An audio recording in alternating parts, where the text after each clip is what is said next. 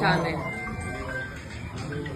मंदिर का इस तरीके से मंदिर को खंडित करना, किसी भी आस्था की जगह को खंडित करना, ये कहीं भी बर्दाश्त के काबिल नहीं है और इसकी जितने कड़े शब्दों में हो हम निंदा करते हैं। और जो भी कोई इसका मुजरिम है, जो चले गए, ना उनका कोई हिमायती है, ना कभी किसी ने उनकी हिमायत में फोन किया। और भी कोई अगर आपको इसमें लगते हैं तो उनको भी कड़ी से कड़ी सजा मिलनी चाहिए। मेरी ये आप लोगों से बस इतनी विनती है कि यहाँ पर पूरा गांव है हमारा, हमारे पक्ष के लोग भी हैं, विपक्ष के लोग भी हैं। एक तरीका होता है आलोचना करने का, एक तरीका होता है विरोध करने का, और विरोध से किसी को आपत्ति नहीं है। लेकिन जिस तरीके की भाषा का उपयोग किया गया, जो चीजें कही गई धर्म के ऊपर, बिरादरी के ऊपर, महिलाओं के चरित्र के ऊपर, क्या हम पूरे देश में ये संदेश देंगे कि ऐसा हमारा समाज है, ऐसा हमारा इलाका है? ये मेरा आप लोगों से सवाल है। मैं जब चुनाव जीती थी तो मैं इतनी खुश थी, इसलिए नहीं कि मैं जीती, इसलिए कि मुझे सर्व समाज ने, सर्व धर्म ने, सर्व जाति के लोगों ने मुझे अपना वोट दिया था। मेरे लिए उससे बड़ी उपलब्धि जीत की नहीं थी।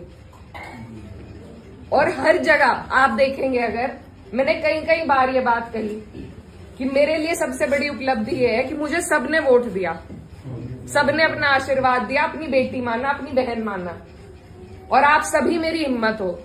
आज अगर इस तरीके की बातें हमारे क्षेत्र से उठेंगी तो मुझे बहुत तकलीफ हुई, शर्म आई मुझे कि मेरे अपने, जो मेरे मामा है, नाना है, भाई हैं, आज उनके बीच में ऐसी बात हो रही।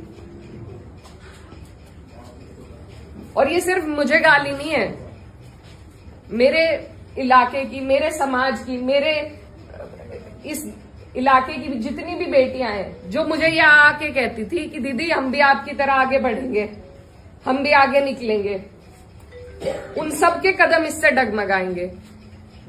और मुझे ये बात बर्दाश्त नहीं। मेरे पे तरह तरह के सवाल उठाए जा रहे हैं। मैंने कभी धर्म की राजनीति नहीं करी, कभी जात बिरादरी की भी नहीं राजनीति करी। मेरे लिए सब मेरे अपने हैं। जहां जिसे मेरी जिस वक्त समस्या होगी, जिस वक्त मेरी जरूरत होगी, मैं वहां पहुंचूंगी। मेरा परिवार बहुत सालों से, लंबे अरसे से राजनीति में है, आप लोगों के आशीर्वाद से। और हमारे वहां पर बाबूजी हुकुम सिंह जी का परिवार और हमारा परिवार लगातार राजनीति में रहा। कभी वो जीते, कभी हम जीते।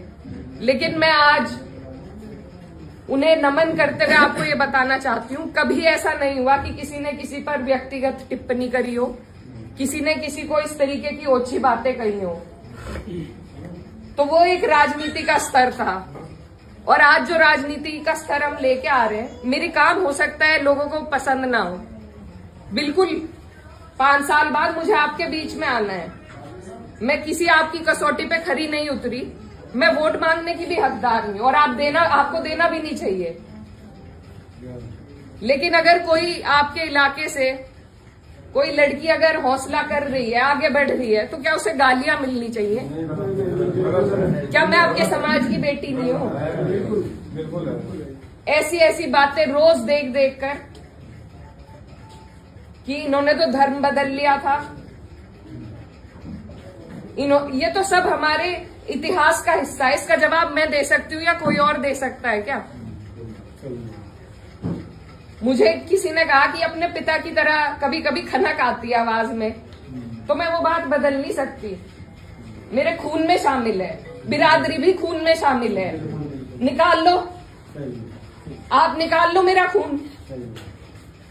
लेकिन इस तरीके से ना तुम मेरे समाज का, ना मेरा सर इस तरीके से ना झुकाओ सारी दुनिया के सामने। ही मेरी आप सबसे अपील है हाथ जोड़ के। मैंने कभी नहीं कहा, कभी नहीं करी मैंने धर्म की राजनीति, ना मैं करूंगी।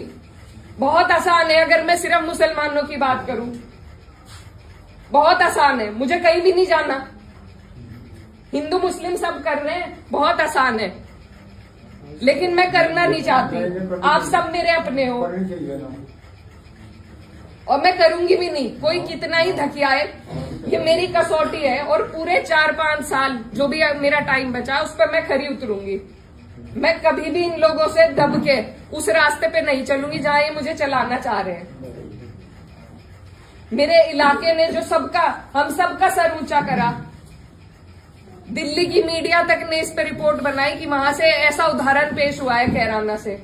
ये उस उदाहरण को तोड़ने की और सिर्फ अपने लालच की, सिर्फ अपने लालच की राजनीति में जो लोग इस तरीके से समाज को तोड़ रहे हैं, तो वो पहले मेरे पत्थर मारे, मुझे गाली दे, मैं सबसे आगे रहूंगी, लेकिन मैं इस काम से हटूंगी नहीं। आप सब मेरे अपने हो, मैं किसी को नहीं छोड़ूंगी। और ये जो लोग हैं, जो बात अभी मामा जी ने कही कि ये जो लोग हैं जिनको आजकल महापुरुष की उपाधि दी जा रही है, महापुरुष अगर कोई है तो बाबू हुकुम सिंह जैसे लोग हैं। ये नहीं है जो समाज को तोड़ रहे हैं, जो हिंदू मुस्लिम का विवाद पैदा कर रहे हैं। हमारा ये गांव, आसपास का जो इलाका है, सबसे पहले अपना पड़ोस होता है, बाकी चीजें बाद में होती हैं।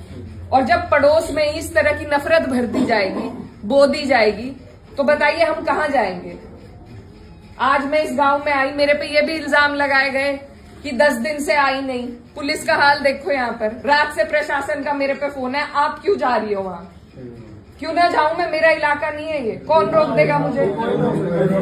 लेकिन हम इसलिए नहीं आए क्योंकि खोसपुरा में 13वीं थी, उस वजह से उस सम्मान में हम राजनीति की बात करने आपके बीच में नहीं आए। लेकिन हर बात के विवाद बढ़ाना, इल्जाम लगाना, आज आपके बीच में आके धरातल के जो हालात हैं वो भी सामने आए। आप लोगों ने कई बातें बताई, कमेटी को लेकर बात बताई, वो सब भी जांच का विषय है। लेकिन फिलहाल जिस पे उंगली उठाई कि इस बच्चे ने ये करा, क्या वो बच्चा जेल नहीं गया? उसके गार्जियन भी गए। अगर मैंने हिमायत करी, आप मेरे 10 जूते उठा के मारो। उसी दिन वो लोग जेल गए, उनके गार्जियन जेल गए। और अगर और भी कोई होता, कोई भी हो, मुस्लिम हो, मेरे परिवार का हो, मेरा सगा हो, कोई ऐसी हरकत करेगा तो उसे सजा मिलनी चाहिए और कड़ी से कड़ी सजा मिलनी चाहिए। ये प्रशासन आपके बीच में है, आप इनसे पूछ सकते हो। अगर मैंने हिमायत में किसी से भी फोन करा हो कि नहीं उन्हें छोड़ दो, वो मुसलमान है, लेकिन मुझे इतना अफसोस हुआ कि इस तरीके से यहाँ पर एक विवाद फैलाया गया और उन लोगों को बढ़ोतरी हमारे ही लोग दे रहे हैं। ये राजनीति का तरीका नहीं है।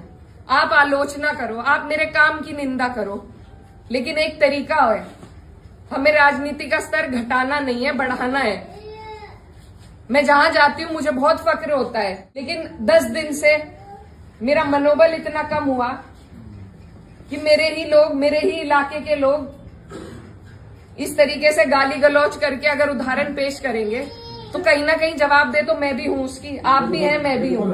ये समाज को तोड़ रहे हैं, आपको और हमें। इन्हें मेरी आपसे विनती है, मेरी गलती जहां हो, मैं आपके बीच में आई हूँ पूछने के लिए। आप मुझे बताओ मेरी क्या गलती है, मेरा क्या रोल था मंदिर के काम में? आप पे कोई आरोप नहीं है, आपकी कोई इसमें गलती कुछ भी नहीं है, आप पे कोई आरोप है। कोई आदमी बेवकूफ खड़ा है,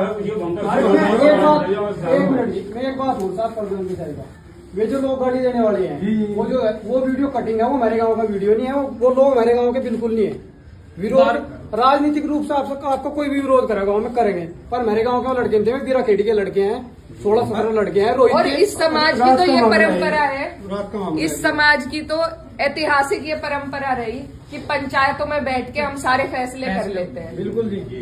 तो अगर मेरी कहीं गलती है, मेरे काम में कोई कमी है, आप मेरे बड़े हो, आप मुझे बता सकते हो, मैं सुनूंगी, अपना सुधार भी करूंगी। आप मेरे से लड़ भी सकते हो, लेकिन हम और जो मेरी बहन बेटियां हैं इस इलाके की, उन्हें क्या कह रहे कि जिसे सांसद बना दिया उसे ही गाली मिल रही, तो और मेरी बहन बेटी कैसे सुरक्षित रहेगी? और अभी मामा जी ने एक और बात बताई कि किसी ने कोई टिप्पणी करी किसी और महिला पर, उनकी विचारधारा अलग हो सकती है, वो बीजेपी से हो सकते हैं, लेकिन उन्हें जो भी बातें वो कह रहे हैं, सबको सब कहने का अधिकार है। उस व्यक्ति से मुझे कोई, वो तो मेरा है ही नहीं। सही बात। वो जिस मानसिकता से ये कर रहा है, 1-1.5 साल हो गया जो हार पचाई जा रही है उनसे, नहीं पच रही, बिल्कुल नहीं पची। लेकिन ये 3-4 साल तो पचानी पड़ेगी। उसके बाद परीक्षा में मैं भी हूँ और वो भी आएंगे।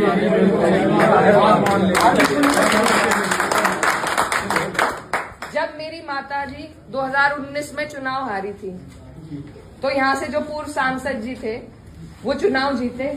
आप हमें एक विवाद ऐसा बता दो जो हमने उनके लिए खड़ा करा हो। हम अपने घर आराम से थे, जनता ने उन्हें मौका दिया, वो जनता का काम करे और जनता फिर खुद फैसला लेगी अगली बार, जो आप लोगों ने लिया। क्या वो अधिकार मुझे नहीं है कि मैं अपना काम करके दिखाऊं? ये प्रयोगशाला जो बना के एक तरीके से समाज को बांट, ये तैयारी 27 और 29 की है, आज की नहीं है। पहले भी ऐसे कई बार करते आ रहे, लेकिन किसी को अगर पछाड़ना है तो धरातल पर रह के पछाड़ा जाएगा। ऊपर से मैन्युफैक्चर हुए हुए ये जो प्रोपेगेंडा है उनसे कोई नहीं हारेगा। मैं नहीं हारूंगी क्योंकि मैं अपने लोगों के बीच में रहूंगी। तो आप लोगों को मैं बस यही बताने आई कि ये बहुत लंबी सोच से आपको और हमें चलना है। मेरी जो भी गलती है, अभी एक भाई खड़े थे, वो कह रहे थे मंदिर में लाइट नहीं है। उनकी बात बहुत अच्छी लगी, लाइटों की, सुरक्षा की, शिक्षा की, इनकी बात हमें करनी है ना, इन पे लड़ाई लड़ो। लेकिन सिर्फ धर्म और जात पे बीजेपी को सारी लड़ाई लानी है, क्योंकि उसके अलावा उनके पास कोई चारा नहीं है।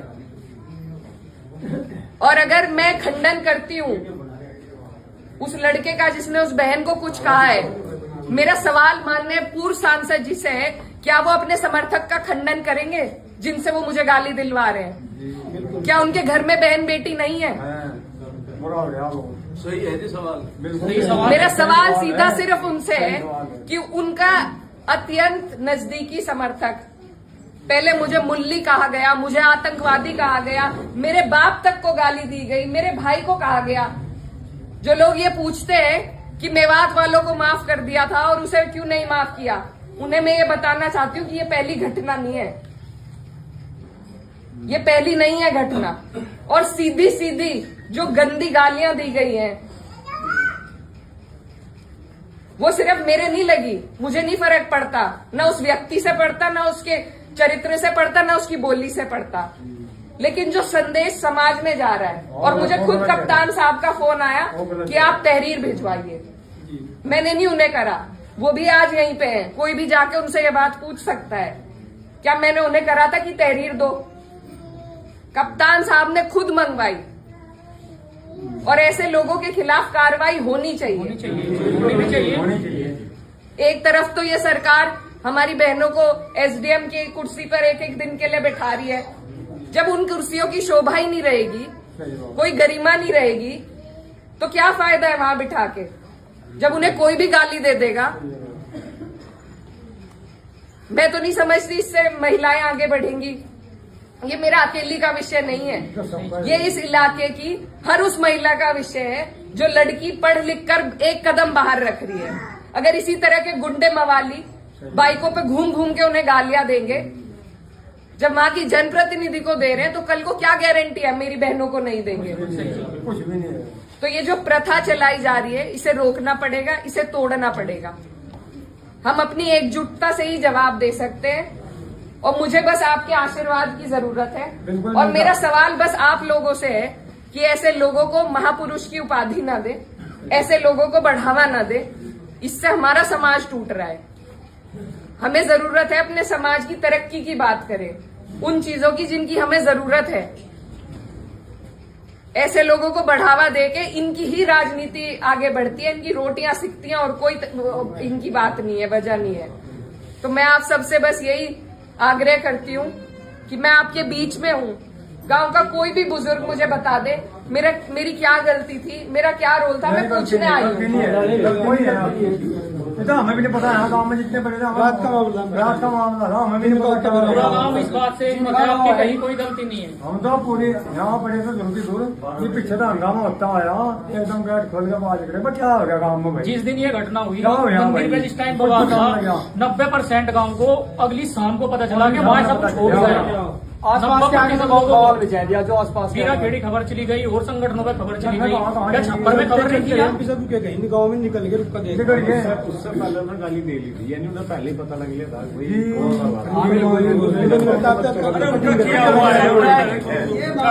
धन्यवाद। और अगर मैं खंडन करती हूँ उस लड़के का जिसने उस बहन को कुछ कहा है, मेरा सवाल माननीय पूर्व सांसद जी से है, क्या वो अपने समर्थक का खंडन करेंगे जिनसे वो मुझे गाली दिलवा रहे हैं? क्या उनके घर में बहन बेटी नहीं है? बुरा हो गया वो। सही है जी सवाल। बिल्कुल मेरा सवाल सीधा सिर्फ उनसे है कि उनका अत्यंत नजदीकी समर्थक, पहले मुझे मुल्ली कहा गया, मुझे आतंकवादी कहा गया, मेरे बाप तक को गाली दी गई, मेरे भाई को कहा गया। जो लोग ये पूछते हैं कि मेवात वालों को माफ कर दिया था और उसे क्यों नहीं माफ किया, उन्हें मैं ये बताना चाहती हूँ कि ये पहली घटना नहीं है, ये पहली नहीं है घटना। और सीधी सीधी जो गंदी गालियां दी गई हैं वो सिर्फ मेरे नहीं लगी, मुझे नहीं फर्क पड़ता, ना उस व्यक्ति से पड़ता, ना उसके चरित्र से पड़ता, ना उसकी बोली से पड़ता, लेकिन जो संदेश समाज में जा रहा है। और मुझे खुद कप्तान साहब का फोन आया कि आप तहरीर भिजवाइए, मैंने नहीं उन्हें करा, वो भी आज यहीं पे है, कोई भी जाके उनसे ये बात पूछ सकता है, क्या मैंने उन्हें करा था कि तहरीर दो? कप्तान साहब ने खुद मंगवाई। और ऐसे लोगों के खिलाफ कार्रवाई होनी चाहिए। होनी चाहिए। एक तरफ तो ये सरकार हमारी बहनों को एसडीएम की कुर्सी पर एक एक दिन के लिए बैठा रही है, जब उन कुर्सियों की शोभा ही नहीं रहेगी, कोई गरिमा नहीं रहेगी, तो क्या फायदा है वहां बिठा के, जब उन्हें